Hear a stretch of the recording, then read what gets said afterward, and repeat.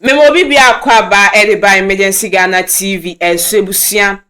ene asema bepie mu ewa hase ne de yesi anwansem di mo na anwansem we die minti bida nipa etimiye ono ani nipa ho bonen ebusia ene asema abepie mu ewo fidie mu hase ne de medwe ho kramenti ase tebusia yenko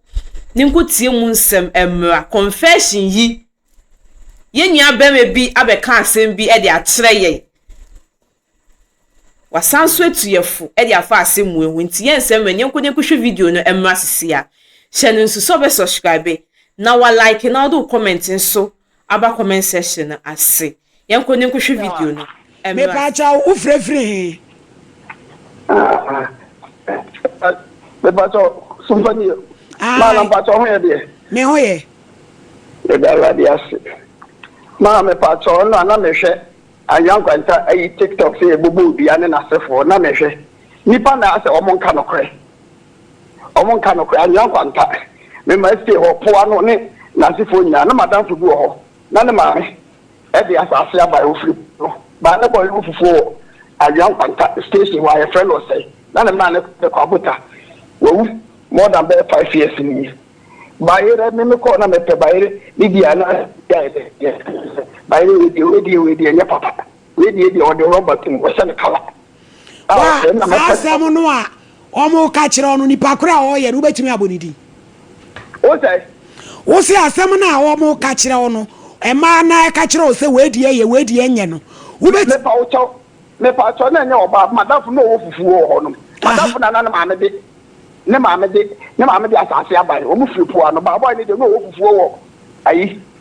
o fufu anyan kwanta station wa boy mi boy di obi a se po ano so obi a na e fra no sei ba na ma ne de kwabota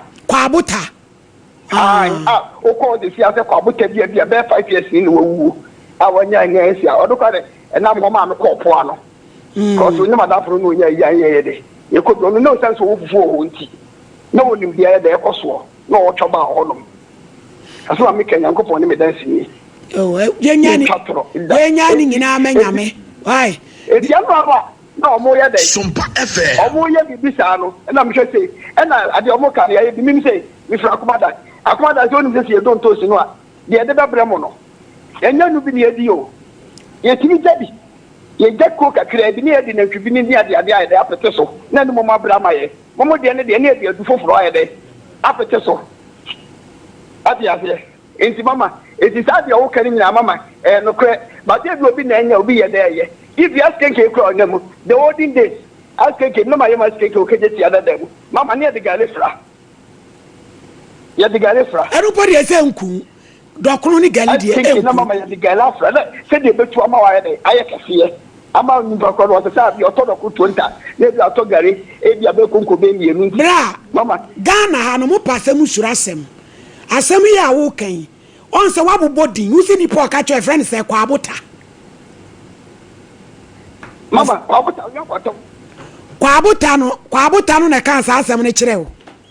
abota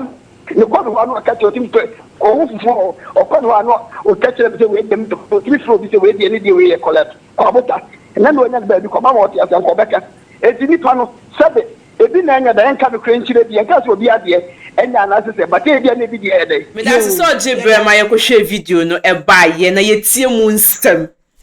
na e asem o ebusia e asem ankasa